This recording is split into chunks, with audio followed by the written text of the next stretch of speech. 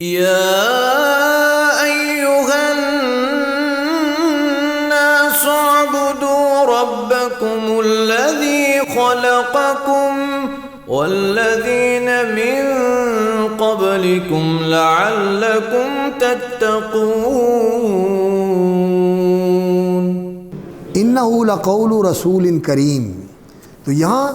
لقول رسول کریم جو ہے اس سے مراد محمد رسول اللہ صلی اللہ علیہ وسلم ہے. جو لوگ رسول اکرم صلی اللہ علیہ وسلم کی زبان اقدس سے سن رہے ہیں. انہ لقول رسول کریم وما هو بقول شاعر قلیلا ما تؤمنون ولا بقول کاہن قلیلا ما تذکرون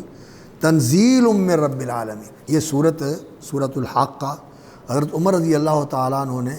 اسلام لانے سے پہلے اس کی سماعت کی تھی، اور اس کے سننے سے ان کے اوپر اسلام کا پہلا اثر جو ہے وہ پڑا تھا، اور اس سے وہ متاثر ہوئے تھے، اور ان کے اندر اسلام کی روشنی کی کرن جو ہے وہ داخل ہوئی تھی. تو انہوں نے اسے سنا تو دل کے اوپر اس نے اثر کیا، تو وہ یہ کہنے لگے کہ یہ بڑا پرتاثیر کلام ہے. اور پرتاثیر کلام کے حوالے سے جو بات ان کے ذہن میں آتی تھی وہ خطیب کا خطبہ ہوتا تھا یا شاعر کا قصیدہ ہوتا تھا. شاعر قصیدہ کہتا تھا، شعر کہتا تھا، اور لوگوں کو اپنی طرف کھینچ لیتا تھا اور اپنے پیچھے لگا لیتا تھا، یا خطیب جو ہے وہ خطبہ دیتا تھا اور خطبہ دے کر لوگوں کے دل لبھا لیتا تھا اور انہیں اپنے پیچھے لگا لیتا تھا. تو وہ یہی سمجھتے تھے. تو اللہ رب العزت نے جب اس صورت کے اندر یہ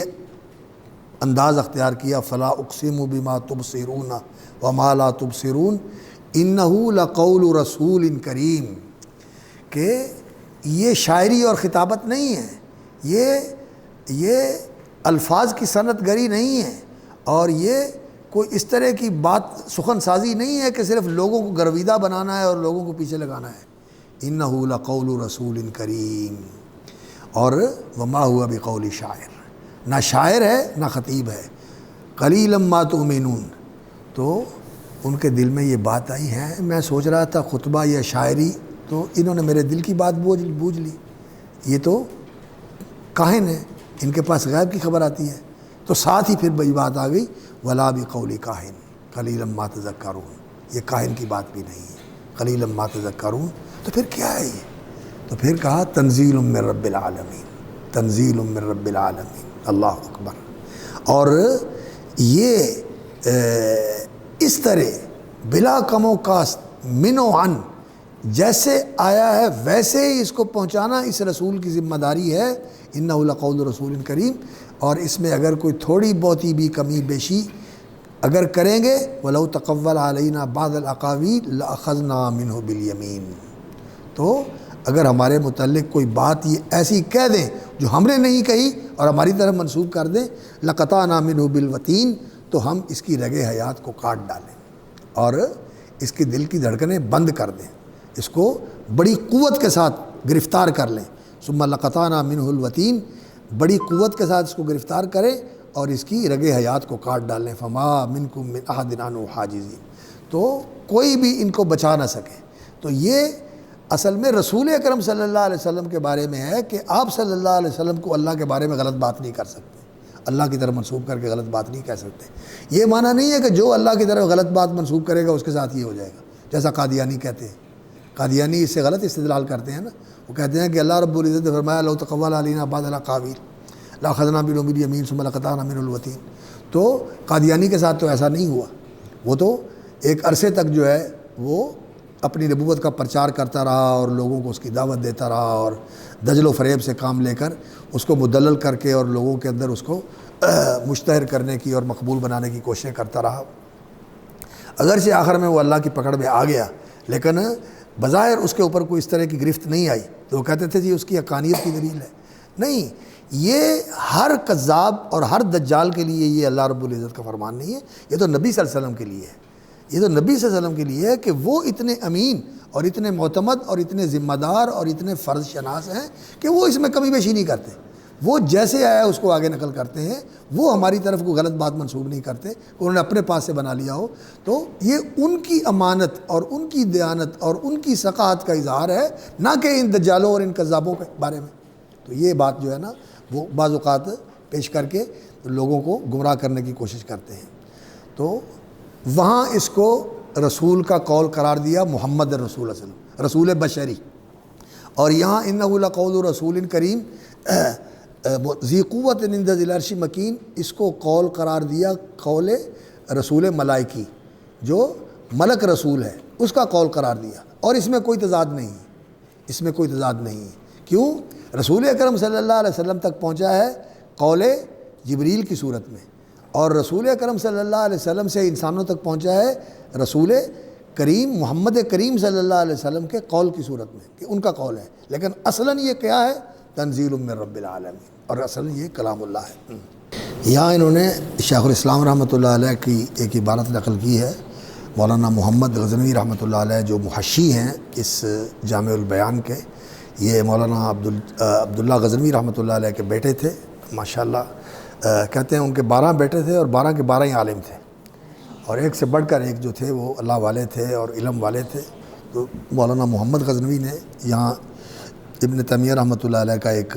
جو ہے نا وہ اقتباس ذکر کیا ہے اس آیت کے حوالے سے، یہ آپ ضرور دیکھ لیں۔ اس میں انہوں نے یہ بتایا ہے کہ اس کی یہ جو نسبت ہے، ایک طرف رسول بشری کی طرف اور ایک طرف رسول ملائکی کی طرف، اور اگر اس کا قول ہو جیسا کہ جہمی کہتے ہیں کہ قرآن جو ہے یہ اللہ رب العزت کا کلام ہے، کلام نفسی، اور پھر یہ مخلوق ہے، اور اللہ رب العزت نے اس کو تخلیق فرمایا ہے جبریل کے اندر، اور جبریل کی طرف سے پھر منتقل ہوا ہے یہ محمد رسول اللہ صلی اللہ علیہ وسلم کی طرف، وہ قرآن کو مخلوق قرار دیتے ہیں، اللہ کا کلام قرار نہیں دیتے۔ تو کہتے ہیں کہ پھر تو اس میں تضاد آ جاتا ہے، قول رسول اور قول رسول بشری اور قول رسول ملائکی، ایک طرف ملکی رسول کی طرف اس کو منسوب کیا گیا، اور ایک طرف جو ہے بشری رسول کی طرف اس کو منسوب کیا گیا، تو دونوں میں پھر تضاد واقع ہو جاتا ہے، اور قرآن میں تضاد نہیں ہے، قرآن میں تضاد نہیں ہے۔ اور اگر اس کو یہ کہا جائے کہ یہ قول تبلیغاً ہے، کہ تبلیغاً اس کو پہنچایا ہے رسول ملائکی نے، اور پھر تبلیغاً اس کو پہنچایا ہے رسول بشری نے، اور اصلاً یہ ہے اللہ رب العزت کا کلام، تو پھر بات جو ہے نا وہ سیدھی ہوتی ہے، پھر بات سیدھی ہوتی ہے، اور پھر بات جو ہے وہ ما یاتیہم من ذکر من الرحمن محدث الا استمعوه وهم يلعبون اقترب للناس حسابهم وهم في غفلة معرضون ما یاتیہم من ذکر من ربهم محدث الا استمعوه وهم يلعبون۔ اللہ رب العزت نے فرمایا اقترب للناس حسابهم، لوگوں کا حساب سر پہ آن پہنچا ہے، بالکل قریب ہے، وہم فی غفلت معرضون، اور وہ اس حساب سے نچنت، بالکل بے خبر، اس سے منہ موڑے ہوئے ہیں، اور اس کی فکر نہیں کرتے، اس کی سوچ بچار نہیں کرتے، اور اس کے لیے تیاری نہیں کرتے۔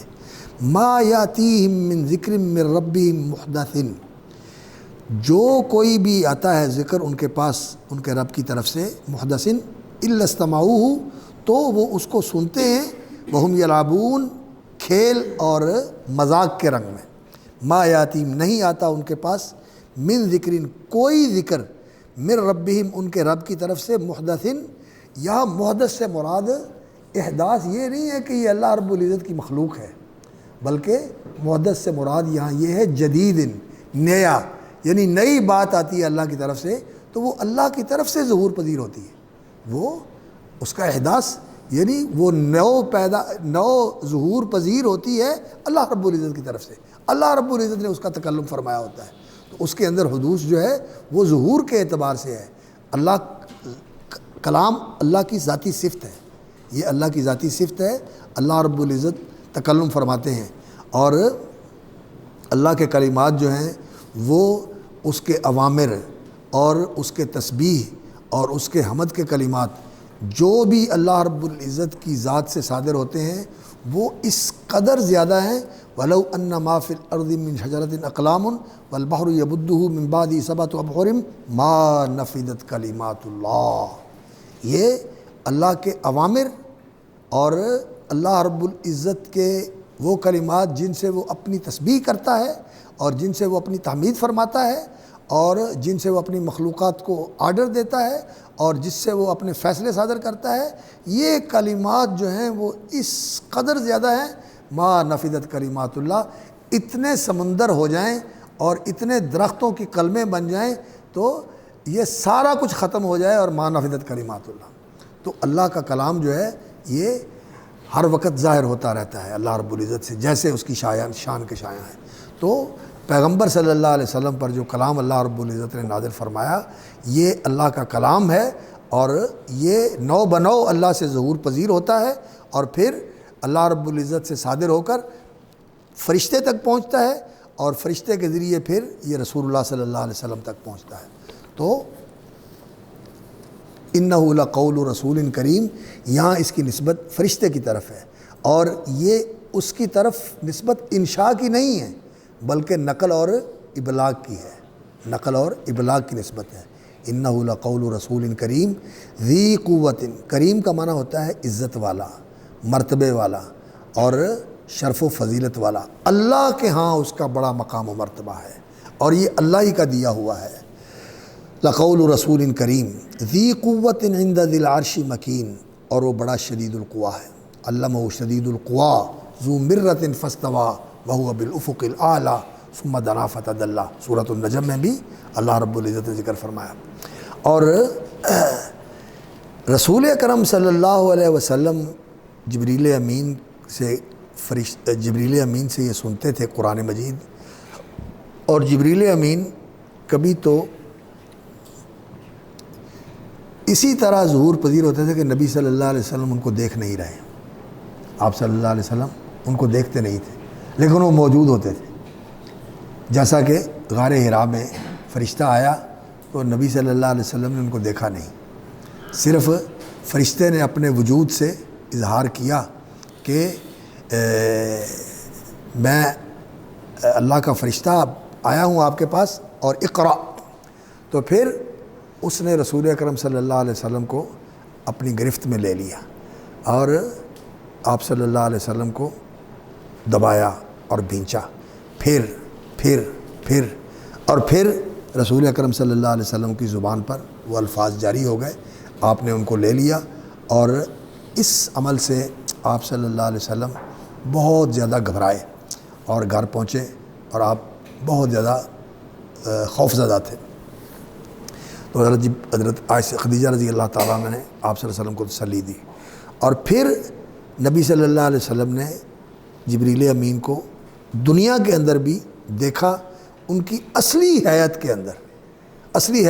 لہو 600 جناح، اور ان کا ایک پر جو ہے وہ ایسے معلوم ہوتا ہے کہ پورے آسمان کو اس نے ڈھانپا ہوا ہے، جدھر نظر جاتی ہے وہی نظر آتا ہے۔ تو وہ ایک پر ہے اور ایسے 600 پر ہیں ان کے، اور بڑی عظیم الخلقت مخلوق ہے، وہ بہت عظیم مخلوق ہے جبریل امین، اتنی عظیم الخلقت مخلوق ہے کہ انہوں نے قوم لوط کی بستیوں کو اکھاڑا اور اوپر لے جا کے الٹا کے اوندا کر کے پھینک دی، اللہ اکبر۔ تو جیسا سورۃ النجم میں پیچھے گزرا ہے، اللہ رب العزت نے رسول اکرم صلی اللہ علیہ وسلم پر جو وحی ہوئی ہے والنجم اذا ہوا ما ضل صاحبکم وما غوا وما ینطق عن الہوا ان هو الا وحی یوحی علمہ شدید القوا ذو مرۃ فاستوى وهو بالافق الاعلی۔ تو رسول اکرم صلی اللہ علیہ وسلم نے جبریل امین کو زمین پر بھی دیکھا اور آسمان پر بھی دیکھا، اور یہ جو کیفیتیں ہیں کہ جبریل امین آئے ہیں، رسول اکرم صلی اللہ علیہ وسلم کو معلوم ہو جاتا ہے کہ فرشتہ آیا ہوا ہے، اور اس کی آمد اور اس کا نبی صلی اللہ علیہ وسلم سے تعلق اس طرح کا ہوتا تھا کہ آپ اپنے ماحول سے لا تعلق ہو جاتے تھے، آپ نیند کی حالت میں چلے جاتے تھے، اور اس طرح آپ صلی اللہ علیہ وسلم پر کیفیت طاری ہوتی تھی جیسے خراٹہ لے رہے ہیں، لہو غطیتن، یعنی اپنے ماحول سے منقطع ہو گئے، ایک دوسرے ماحول میں چلے گئے، جبریل کے ساتھ رابطہ ہو گیا، اور جبریل امین نے آپ صلی اللہ علیہ وسلم تک اللہ تعالیٰ کی وحی پہنچائی۔ اور کبھی جبریل امین انسانی شکل میں بھی آ جاتے تھے، انسانی شکل میں بھی آ جاتے، جیسا حدیث جبریل میں آتا ہے، انسانی شکل میں آئے اور نبی صلی اللہ علیہ وسلم پہچان نہیں سکے، عربی کی صورت میں آئے، اور کئی دفعہ دہیہ قلبی کی صورت میں بھی آتے تھے، اس لیے کہ وہ بڑے خوبصورت صحابی تھے، ان کی شکل میں آتے تھے،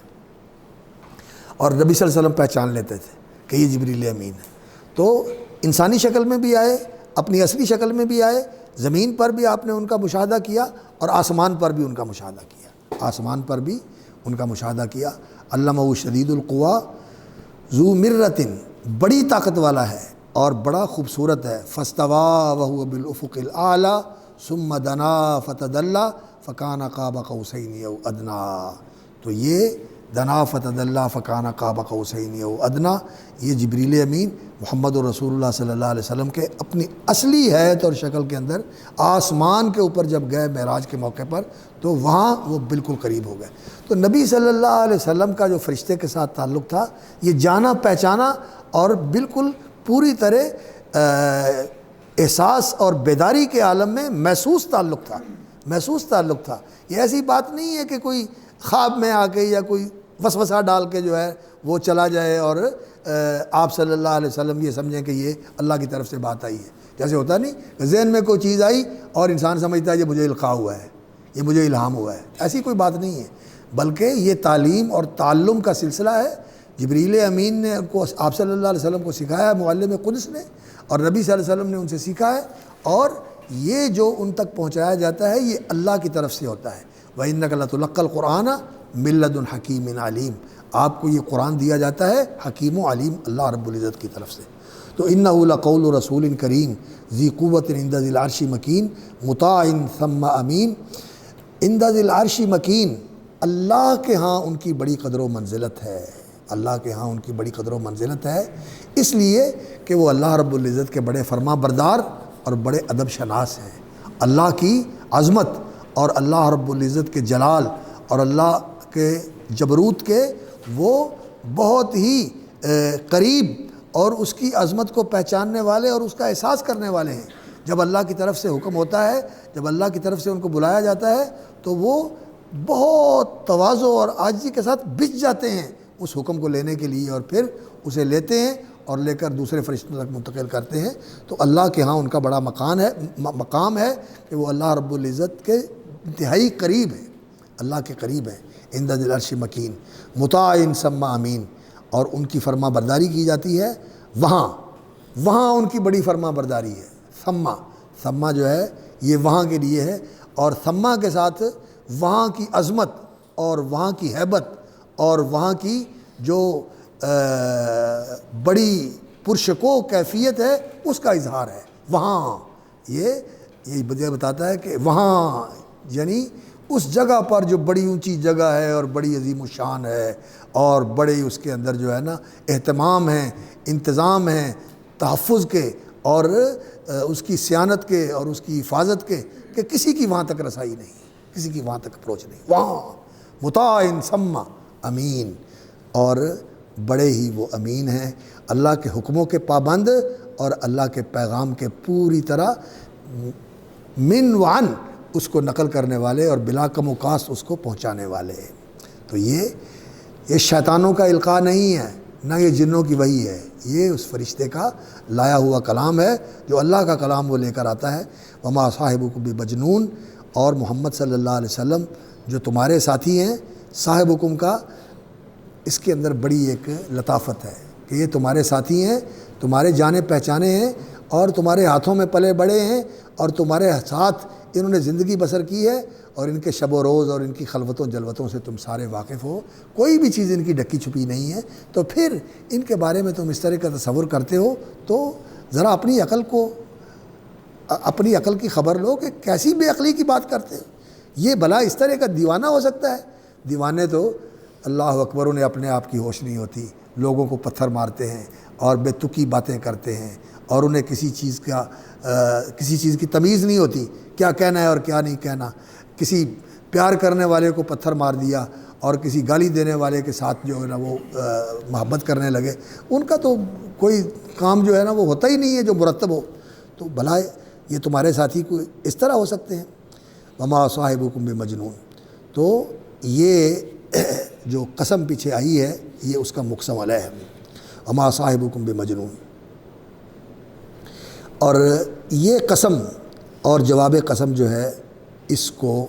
اس لیے ذکر کیا گیا ہے کہ اس منزل من اللہ کلام اور اس کلام برحق کے اندر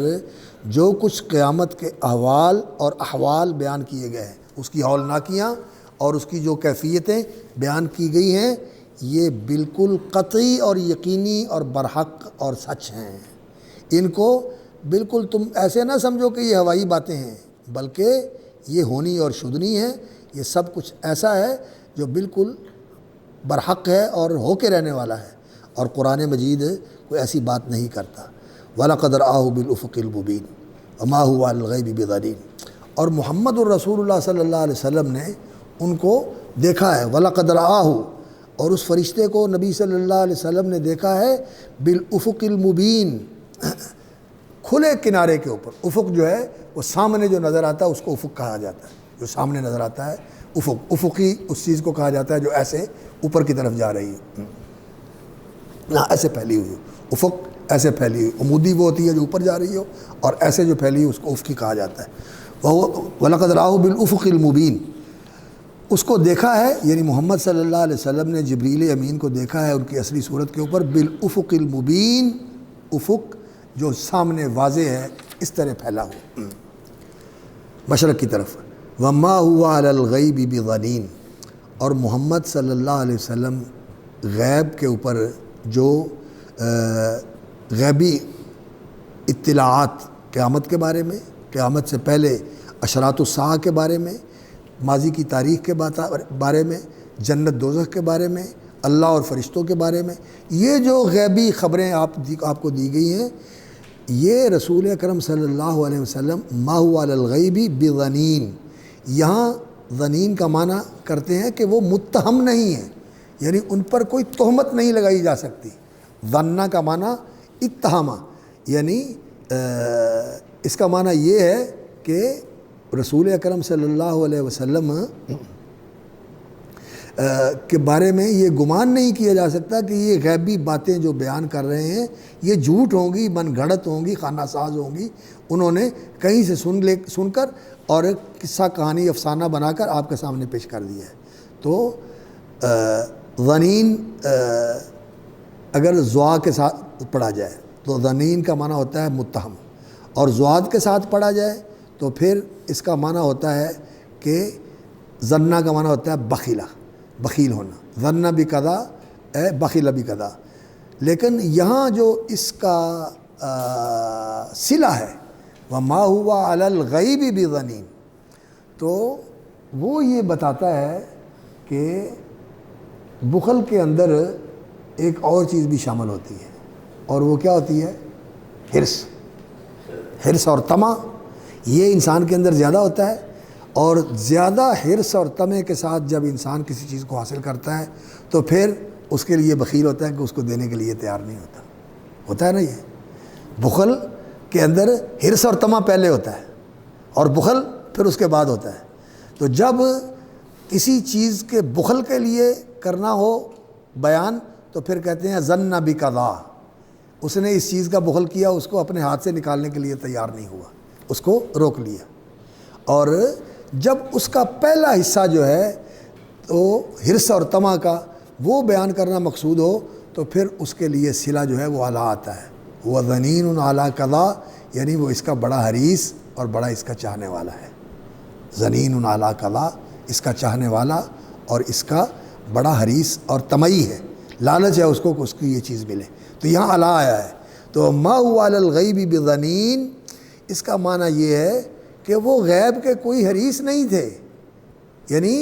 ان کے پاس یہ علم جو آیا، علم غیب، ذالک من انباء الغیب نوحیہ الیک تلک من انباء القرآن نقص علیک، یہ جو غیبی خبریں ان کو بتائی گئیں، ان کو سنائی گئیں، یہ کوئی ایسی چیز نہیں ہے کہ وہ اس کے لیے کچھ چلے کر رہے تھے، اس کے لیے کوئی ریاستیں کر رہے تھے، اس کے لیے کوئی مشقیں کر رہے تھے، اس کے لیے وہ کچھ کوششیں کر رہے تھے کہ مجھے یہ چیز حاصل ہو جائے، وہ اس کے حریص نہیں تھے۔ یہ تو اللہ رب العزت نے ان کو چن لیا، اور اللہ رب العزت نے ان کو اس کا محبت اور مورد بنا دیا، اور اللہ رب العزت نے ان کو اس کا حامل بنا کر اس کے آگے پہنچانے کے اوپر کھڑا کر دیا۔ اس میں ان کا اپنا کوئی چاہت نہیں ہے، کوئی ان کا دخل نہیں ہے، نہ وہ ان کو اس کو چاہتے تھے اور نہ اس کے وہ کوئی طلبگار تھے۔ تو وما هو علی الغیب بضنین، تو یہ معنی اس کا جو ہے نا بڑا موضوع ہے، یہ معنی اس کا موضوع ہے، اور دونوں معنی یہاں دیے جا سکتے ہیں۔ وہ غیب پر متہم نہیں ہے اگر وا کے ساتھ پڑھا جائے، اور ضاد کے ساتھ پڑھا جائے، اور ضاد اور ضا ان کا مخرج بہت قریب ہے۔ ضاد کا مخرج جو ہے، یہ جو اذراس ہوتی ہیں، داڑیں ہوتی ہیں، یہ دائیں طرف کی یا بائیں طرف کی یا دونوں طرف کی پوری طرح زبان جو ہے ان داڑوں کے ساتھ لگ جائے، اور ضاد، لیکن اس میں استطالہ بھی ہو، اس میں لمبا کرنا بھی ہو، تو ذات کا مخرج جو ہے یہ عربی زبان کا امتیازی مخرج ہے، اور اس لیے ہے بھی ذرا مشکل۔ اور من نطق بالضاد، جو ذات بولنے والے ہیں یعنی عربی بولنے والے ہیں، ان میں محمد الرسول اللہ صلی اللہ علیہ وسلم سب سے بڑھ کر فصیح اللسان ہے، افصح من نطق بالضاد، اس لیے کہ ذات کا جو مخرج ہے یہ بڑا مشکل ہے۔ اور عام طور پر لوگ وا جو ہے جس وقت ہم ادا کرتے ہیں ضبیون، تو یہ زبان جو ہے وہ تالو، جو اوپر والا تالو ہے، اس کے نیچے والے حصے، دانتوں کے اوپر نیچے والے حصے وا، ذال، یہ زبان جو ہے یہ ہونٹوں کے ساتھ لگتی، ذال، اور وا اور ضاد، یہ چوڑی زبان ہو، موٹی، تو یہ دونوں طرف لگ جاتی ہے، اور اگر پتلی ہو تو ایک طرف دائیں یا بائیں طرف لگتی ہے۔ لیکن ضاد اس میں ذرا ہوتی ہے کیا، باریکی، اس میں باریکی ہوتی ہے، رقت ہوتی ہے، اور ضاد اس میں ذرا جو ہے نا اس میں فخامت ہوتی ہے، فخم، یہ موٹا ہوتا ہے، اور مخرج ان کے قریب قریب ہے، اور آواز ان کی ملتی جلتی ہوتی ہے، ملتی جلتی آواز ہوتی ہے۔ تو لوگوں نے اس جھنجھٹ سے اپنے آپ کو نکال لیا، وا اور ضاد کے مخرج میں فرق جو ہے بڑا ذرا مشق کے ساتھ ہوتا ہے، تو انہوں نے اس کو دال ہی بنا دیا، تو دال کا جو مخرج ہے وہ تو دال، لیکن اس کے اندر انقطاع ہوتا ہے، آگے آواز کے اندر استطالہ نہیں ہوتا، مخرج سے لفظ کو ادا کرنے کے لیے قاری حضرات جو مشق کرواتے ہیں وہ حمزہ شروع میں لا کر اس کو ساکن پڑھتے ہیں، یہ استطالہ ہے، یعنی آواز چلتی رہتی ہے، اور دال کے اندر انقطاع ہوتا ہے،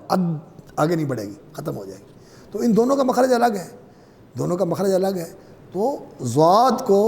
یہ لوگ جو ہیں وہ کہتے ہیں کہ جی اب حرف والے بھی سارے ایسے کرتے ہیں، اصل میں اس میں مشابت آ جاتی ہے، دال کی مشابت، دال کی آواز کا تھوڑا سا اس میں ٹچ آ جاتا ہے، تو اس لیے یہ کبھی زیادہ ہو جاتا ہے اور کبھی تھوڑا ہوتا ہے، لیکن اصل بات یہ ہے کہ دال کا مخرج الگ ہے اور ضاد کا الگ مخرج ہے۔ تو ضا اور ضاد یہ دونوں قریب قریب ہیں، ان میں بہت زیادہ مشابت اور مقاربت موجود ہے۔ تو رسول اکرم صلی اللہ علیہ وسلم ما هو علی الغیب بضنین، وہ غیب کے بارے میں کوئی متہم نہیں ہے،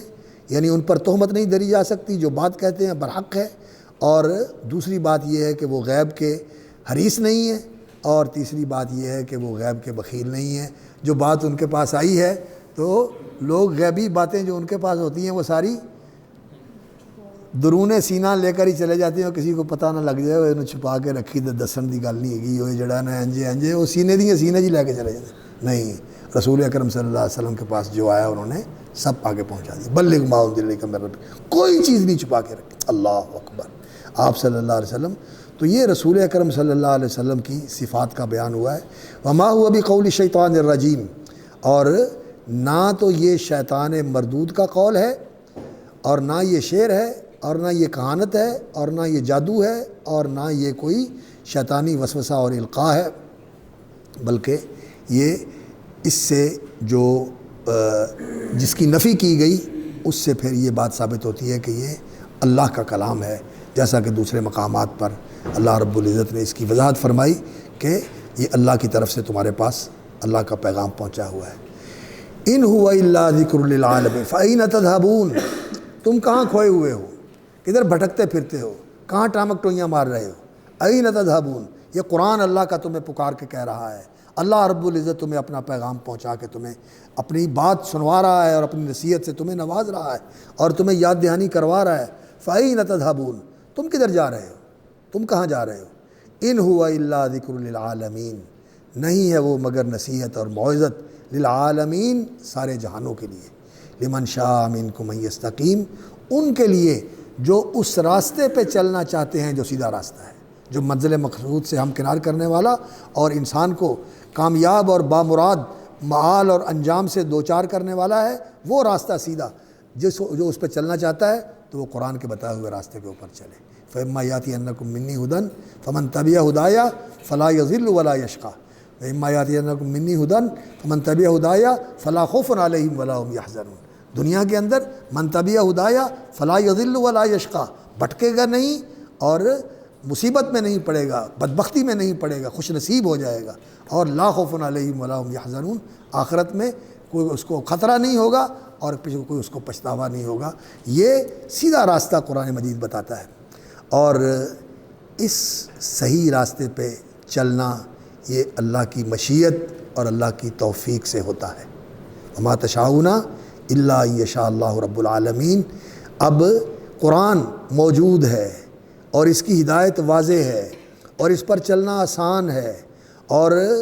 اس میں کوئی کسی قسم کا ابہام نہیں، یہ سب کچھ موجود ہے، لیکن کتنے ہیں جو قرآن کی طرف آتے ہیں؟ کتنے ہیں جو قرآن سے فائدہ اٹھاتے ہیں؟ تھوڑے ہیں، اللہ اکبر، تھوڑے ہیں۔ وما تشاءون الا ان یشاء اللہ رب العالمین، اتنی اعلیٰ اور اتنی عمدہ اور اتنی اچھی اور اتنی بہترین چیز ہو اور پھر لوگ جو ہیں وہ اس سے فائدہ نہ اٹھائیں اور اس کی طرف نہ آئیں اور اس سے پوری طرح مستفید نہ ہوں، تو یہ اس چیز کی بے وقتی اور اس کی بے اثری اور اس کی کوئی بے حیثیتی کی وجہ سے نہیں ہے کہ یہ بے حیثیت ہے، یہ تو اپنی جگہ پر ایسا ہی ہے، لیکن یہ لوگوں کی محرومی اور ان کی بدبختی ہے کہ اللہ رب العزت کی مشیت اور اللہ کی توفیق سے وہ محروم ہیں۔ اللہ کی مشیت، اللہ رب العزت کا ارادہ اور اللہ رب العزت کی توفیق، اس کی رحمت شامل حال ہو تو پھر انسان کو یہ راستہ ملتا ہے اور اس کے بغیر یہ راستہ نہیں ملتا۔ اور یہاں یہ بات انسان کو ہمیشہ یاد رکھنی چاہیے کہ ما کننا لنہتدی لولا ان ہدانا اللہ، جنتی بھی یہ کہیں گے کہ ہم نے یہ راستہ اختیار کیا اور اگر اللہ کی مشیت اور اللہ کی رحمت نہ ہوتی اور اپنی اس مشیت ربانیہ کے ساتھ اور اپنی اس توفیق ربانی کے ساتھ اللہ رب العزت جس کو نوازتا ہے تو یہ اللہ کی رحمت بھی ہوتی ہے اور اس کا فضل بھی ہوتا ہے، اپنے فضل اور اپنی رحمت کے ساتھ جس کو چاہتا ہے نواز دیتا ہے، اور جو اس سے محروم رہتا ہے تو اس پر اللہ رب العزت کا کوئی ظلم نہیں ہوتا، وہ اس کا عدل ہوتا ہے، وہ اس کا عدل ہوتا ہے۔ تو جس کے اندر اللہ طلب دیکھتے ہیں، جس کو اللہ رب العزت اس کا اہل پاتے ہیں اور جس کے اندر اس کی صلاحیت ہوتی ہے، اس کے لیے اللہ رب العزت کی مشیت ہوتی ہے اور اللہ تعالیٰ اس کو توفیق دے دیتے ہیں، اور جو اس کا اہل نہیں ہوتا اور جس کے اندر اس کی طلب نہیں ہوتی اور جو اس کی قدر کرنے والا نہیں ہوتا، اس سے بے رخی برتنے والا ہوتا ہے، تو پھر اللہ رب العزت اس کو نظر انداز کر دیتے ہیں اور اللہ تعالیٰ اس کو چھوڑ دیتے ہیں۔ اسی طرح بھٹکنے کے لیے کہ نولیہ ما تولی ونصلیہ جہنم، جدھر جاتا ہے جائے، اللہ تعالیٰ دھکا دے دیتے ہیں اور اللہ تعالیٰ اس سے بے پرواہ ہو جاتے ہیں، اور غنی للعالمین، وہ جہانوں سے بے پرواہ ہے ہی، اسے کسی کی کیا محتاجی اور اسے کسی کی کیا ضرورت، وہ نہ کسی کی عبادت کا محتاج ہے اور نہ کسی کی انابت کا محتاج ہے، وہ تو الصمد بے نیاز ہے مطلق، اور اپنی ذات میں ستودہ صفات ہے، اسے کسی کی عبادت کی ضرورت نہیں۔ ہاں اگر انسان سچا طالب ہو اور جویا ہو اور وہ اس سچی طلب اور سچی جستجو کے ساتھ اللہ کی طرف بڑھے تو اللہ قدر کرتے ہیں۔ والذین جاہدوا فینا لنہدینہم سبلنا، جو ہمارے لیے کوشش کرتے ہیں ہم انہیں اپنی راہیں دکھا دیتے ہیں۔ وَإِنَّ اللَّهَ لَمَعَ الْمُحْسِنِينَ، اور اللہ رب العزت ان نیکوکاروں اور ان فرض شناسوں اور احسان شناسوں کا ساتھ دیتے ہیں اور انہیں اللہ رب العزت محروم نہیں رہنے دیتے۔ اور لا حول ولا قوۃ الا باللہ العلی العظیم، یہ انسان کو ہر وقت پڑھتے رہنا چاہیے کہ انسان کمزور ہے اور انسان بہت ساری چیزوں کا نشانہ ہے۔ نفس کی شرارتیں، شیطان کی سازشیں اور ماحول کے اثرات، یہ بہت ساری چیزیں ہیں جو انسان کے لیے مانع اور معوق اور رکاوٹ ہوتی ہیں اور انسان کو راہ راست پر نہیں آنے دیتی۔ تو نعوذ باللہ من شرور انفسنا، نفس کی شرارتوں سے، وسیئات اعمالنا، اور عمل کی نحوستوں سے اور شیطان کے اغوا سے اور معاشرے کے فتنوں سے اور ماحول کے اثرات سے بچا کر انسان کو راہ راست پہ لے آنا۔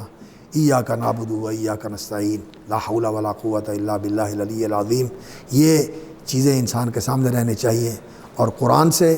بھرپور مستفید ہونے کی کوشش کرنی چاہیے، اور قیامت برحق ہے اس کی فکر کرنی چاہیے، اس کے لیے تیاری کرنی چاہیے۔ اور یہ صورتیں جو ہیں یہ منبہات اور منذرات ہیں، اور اس طرح قرآن مجید کا مطالعہ یہ ہماری زندگی میں آئے اور اس کا اثر پھر ہمارے عمل پر بھی پڑے اور ہماری دعوت پر بھی پڑے۔ اللہ رب العزت سے ہم اس کی توفیق مانگتے ہیں۔ وآخر دعوانا ان الحمد للہ رب العالمین۔